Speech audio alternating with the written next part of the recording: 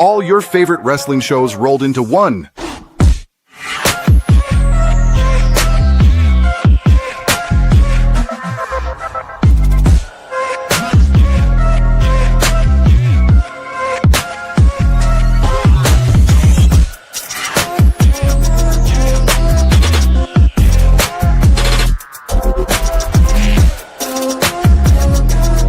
Welcome to the We Book It podcast. Let's start the show. Hello, ladies and gentlemen, my singles and tag team competitors, and welcome to the Friday night Smackdown, Throwdown, Lowdown, Hold Down, Break an Egg in it, crack some whatever verbs down, adjectives, whatever grammar stuff you want into. I am the one they call the freaky one, Fritos, your original booker of the year. Also, the best host on the podcast. Don't tell Virgil and the rest of the boys that, but it does not matter. Thank you for tuning in. Remember to like, share, and subscribe to the channel. We are trying to grow this channel more. We've got some more great content. We're the hottest, the best wrestling podcast wherever you listen to podcasts. And speaking of hot and best, this SmackDown was probably one of the best go-home shows before Money in the Bank. We had an array of superstars coming out tonight in California. Can't think of it for a second. But leading off the show, it was Seth Rollins joined with Paul Heyman, Braun Breaker, and the newest member, Bronson Reed. He was giving a warning to everyone that's in the Money in the Bank, the men's Money in the Bank match, saying basically stay out of his way.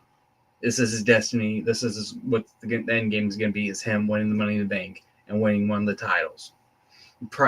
More likely the World Heavyweight, since he's been eyeing that with Jay.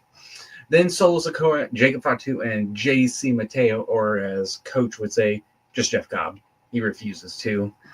And the two groups square off, which... Stop teasing me, Triple H. I'm begging you, stop teasing me. I need the 6-man tag team match. This would feed generations. But I doubt it's going to happen. We'll talk about that a little bit later down the line. And basically, Solo's just getting at it with Seth, saying, nah, you're not trying to break us up. I'm winning it. And basically called Seth a fake bloodline, calling Bronson Reed Jay, being his right-hand man. Then calling Braun that. Then called him Bronson. The Sami Zayn. Then he goes, of course you stole my wise man. And he kind of said, hey, I see you back there, Paul. Then afterwards, they start heading out. Then out of nowhere, Jimmy attacks the new bloodline. JC hit Jacob Fatu. That caused a little rift between them, because Jacob and JC there's some tension between there. I don't know if it's because of the United States Championship or Fatu's ready to go on his own or what the deal is, but there is a high amount of tension. And this, like I said, this leads into your first match. Jimmy Uso versus JC Mateo. Big Jim had the upper hand and was controlling the pace for about the beginning. Then a little bit when he was outside the ring, Solo's trying to bring him back in the group. He's trying to be that new Roman figure, the head of the table. Jacob's staring at him. He's kind of weary, almost just like, should I do it? Should I not? Then later on, we still get a little bit more interference. Solo and distracting the ref while Jimmy was on the top rope. Jacob came out on the apron and was just talking to him almost.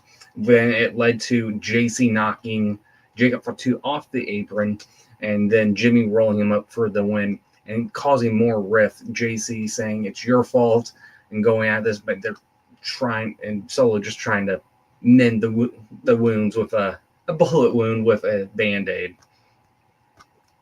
Then going into our next match of the night, it's Zelina Vega versus Piper Niven. Before this, we had a little backstage segment with Zelina and the newest member of Friday Night SmackDown, Julia, which teasing, I think it's going to be a fantastic match, even though Julia is in the women's Money in the Bank match tomorrow and in a match later tonight, which we'll talk about. But it was a Bakersfield brawl for the United States Championship. and the United States Championship was not on the line. Sorry. Niven had obviously the significant power, but eventually Zelina was taking some advantage of the weapons that were there. Then, of course, the numbers game played in a role of Chelsea Green, Albie Fire there. But then, surprisingly, Julia came out with a kendo stick and helped Zelina, whacking Piper on the top turnbuckle. Then Zelina slamming her through a table. And, let me rephrase that, ladies and gentlemen. The slamming her through the Slim Jim table. Yeah, TKO, not your best look here. I know you guys allegedly are in debt, but throwing all these brands on everything, I hope you're making your money's worth because, yeah, that was meh. Afterwards, Julia raised Zelina's hand after the win, then attacked her out of nowhere. So, looking like Julia is your next opponent. I know what the guys are going to say. I'm probably going to agree with this. This was a piss break match. Nothing against Zelina, nothing against Piper, but Zelina's only competition since winning the U.S. Women's Championship has been nothing but Chelsea Green and Piper Niven. It's rinse, wash, and repeat for several weeks. We're burnt out from it. I'm glad they're adding Julia to the mix now. It's definitely going to freshen up Zelina's title reign. And definitely, I think Julia is up there for mid-card championship. I don't know if they're going to give it to her immediately. I'm sure they're going to do a slow build for it, but she's ready for it. Then your next match of the night was LA Knight versus Aleister Black. LA Knight came out cutting a promo, basically talking about the Money in the Bank match, saying how he's going to run through and win it, calling out several, all of the opponents that are in there, giving praise to Penta, giving praise to Andrade, the two other faces in there, then going into the heels, starting with Andrade, El Grande Americano Gable. And he said to the Gable part, which I thought was hysterical, since we all know. Then going into Solo saying, yeah, I still don't like you. We know that. Then calling out Seth, which was interesting because he mentioned how he hasn't had that much time with Seth, or dealt with Seth. And this plays in a little bit of role later on, most for the night too. But then Aleister Black comes out and the two go at it. They put on a banger of a match. LA Knight knew most of his moves and was able to counter them until the very end, where Seth Rollins came in and interfered with the match. And then that led into Braun Breaker coming in and also Bronson Reed attacking LA Knight. And then at one point, Aleister Black came out and was staring down Seth Rollins. Yeah, he remembers what you did to his eye when you told Buddy to take him out. He didn't forget that. Long-term storybooking there, ladies and gentlemen. I cannot wait till eventually we see Aleister Black versus Seth Rollins. It's definitely going to give something more to Aleister Black. I've been seeing a lot of reports lately, at least or complaints, if you will, on X, how everyone feels like Aleister Black and Rusev have been lackluster since the return. I can admit a little bit of the Rusev, but now he's got the Sheamus build-up match. They're going to put on bangers of a match. And with Aleister, I think this is definitely going to lead into something special if they go for the Seth route. Then going on to the next match, which I thought was fantastic, is your women's 6 ladies tag team match. But before that, we had a backstage segment with Jada Parker, Charlotte Flair, basically declaring for the Queen of the Ring, which they did announce a new tournament format for it, which we'll probably talk about it Sunday. But then Tiffany Stratton came out, cutting promos, saying how she's the youngest winner of Money in the Bank, and then took her shot. And this led into this match. We had Stephanie Valkyrie, Rhea Ripley, and Alexa Bliss versus Roxanne Perez, Julia, and Naomi. Starting off with Valkyrie and Julia, former allies in NXT that A lot of lockups, a lot of great moments with them. Some botches too. But then this just leading into pure chaos where all the women are going out there. Rhea getting a big pops when she got tagged in on all that. But eventually this led in the very end. It was just Roxanne Perez alone in the ring. Naomi was getting close to tag back in, but she said, screw it. Nah, I'm dipping out in true heel fashion, getting ready for her match tomorrow, which led to Ripley, Bliss, and Valkyrie to basically 3-on-1 on Roxanne Perez as Julia was out, and Naomi dipped out and securing the win. And all three women, congratulating each other, but then realized, all right, it's game time. It's Money in the Bank time. It's a nice moment in the ring, but it's gonna be our time. Then we had a backstage segment, an interruption from the Wyatt Six, and declaring that they are going for the tag team gold. They're not a nostalgic act, but they're here for the gold. And like I said last week, ladies and gentlemen, who from the Wyatt Six would you like to see to be the main focus for the tag team division? Would you like to see Eric Ronan, Bray, R.I.P. by the way, sorry, his brother Bo, I can't remember the other guys, Joe, I'm blanking, I do apologize, but who from there would you like to see to be the main focus, or would you like to see them interchange and everyone just hold the title? Leave your comment in below.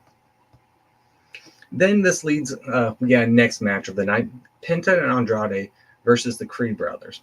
We had a backstage segment that led into this. They were interviewing Chad Gable about his match tomorrow at Worlds Collide.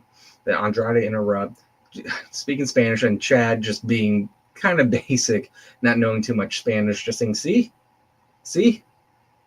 not understanding. Penta shows up, and Andrade were talking in Spanish, making fun of Chad Gable. This led into the them having the tag team match. What can I say about this match? It was great showing Penta and Andrade before Money in the Bank. They have great chemistry.